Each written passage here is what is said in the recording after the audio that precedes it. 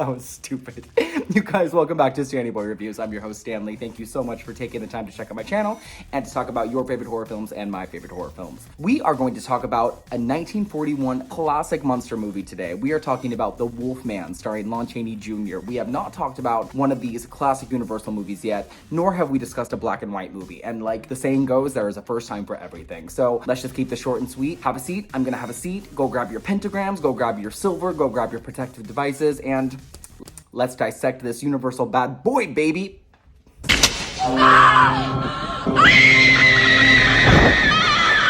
Okay, you guys, I don't know why I'm so excited to talk about this movie. Maybe it's because I worked at Universal Studios for a brief amount of time, NBC Sports Girl, what's up? Or maybe it's because I have a secret thing for werewolves. The list could be endless. Who knows? It should be noted that a few months back, I purchased this Blu-ray set of the classic Universal monster movies, showing here. Something came over me last night and I decided that I should watch The Wolfman. So yeah, this was the first watch for me. And I must say, you guys, there is something magical watching a movie made in 1941. They just don't make movies like this anymore. They really don't. Everything about this movie is really beautiful, but we'll get into it. So The Wolfman is definitely not the first of the monster movies. In fact, it's like number 19 in a list of like 40. Before it, we had Dracula, we had Frankenstein, and before that, we even had The Phantom of the Opera, played by Lon Chaney Sr. And the reason that name is important is because he is the father of Lon Chaney Jr., born Creighton Toll Chaney, who is the title character here, the Wolfman. And this is surely one of the most popular in this long list of classic Universal monster movies. He even has his own postage stamp.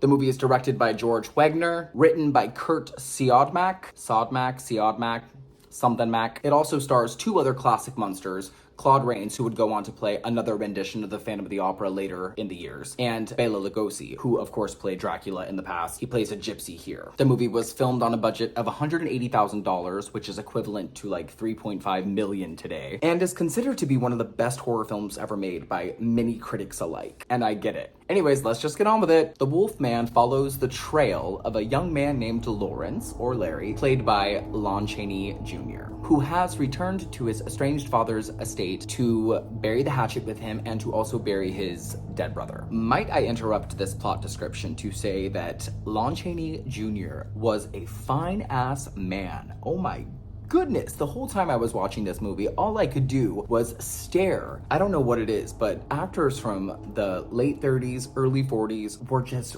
really good looking, and Lon Chaney Jr. was absolutely no exception.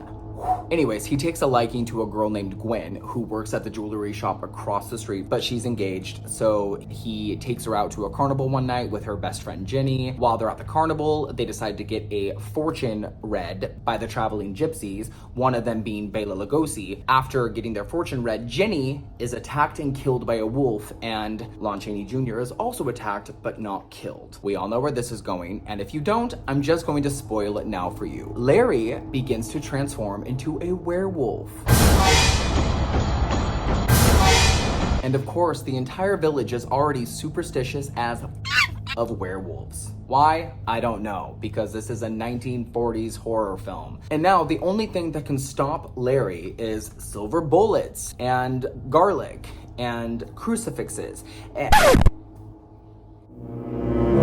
sorry, that's the wrong movie. You guys, I love these Universal horror movies. While they're certainly a product of their time, they're just so much fun and they're ageless, and I just really had a ball with this movie. I can't believe I've never seen it before. Now, I haven't seen all of them. Like I said, there's so many of them, and I have a lot of homework ahead of me. And this collection only has like 8 of them. This is the essential collection. I've seen Dracula, I've seen Frankenstein, I've seen Phantom of the Opera, which is not very good. I've seen The Mummy, which is also not very good. And now this one. But I can easily confirm that The Wolfman is very entertaining, and it's a sight for sore eyes. Thank you, Lon Chaney Jr.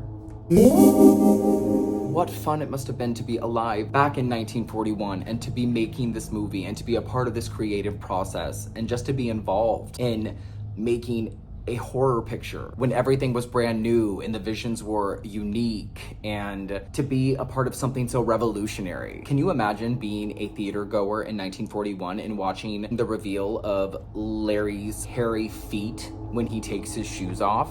And how horrifying that must have been. Sure, we get the evolution of the werewolf transformation as years go on with movies like An American Werewolf in London, but for this to be the first werewolf transformation, I'm sure this was something of a spectacle for people to watch, and it was probably really scary.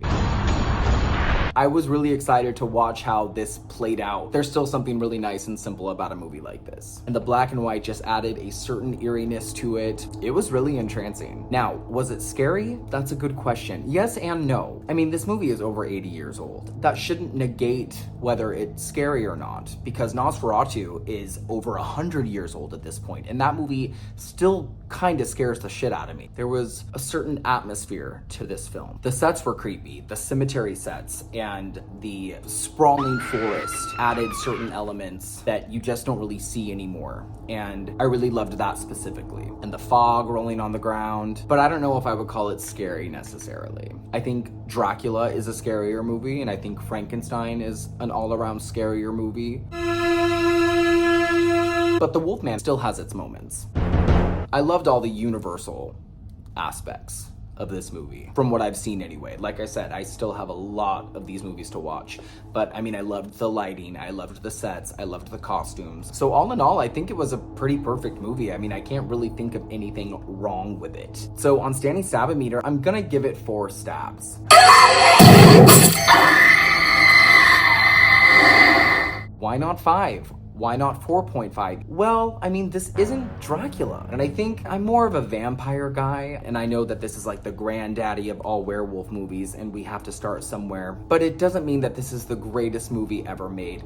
Probably all of these Universal movies are gonna get no less than 4 stabs. Unless you're The Mummy. I think The Mummy is pretty boring. But when you consider the historical value of this film, it definitely is worthy of 4 stabs. I liked it. I can see myself watching it again, especially around Halloween time. It's got that Halloween vibe to it. All of these movies really do. I recommend it for sure. So what say you guys? Have you ever seen any of these classic Universal monster movies? If so, what's your favorite? Let me know in the comments. And you guys, follow me on social media. I am there. I am a presence. I am on Instagram, I am on Twitter, and I am on TikTok. So please make it a point to follow me. And if you haven't, please subscribe. I'll be back next week. Thank you so much for watching. Take care for now.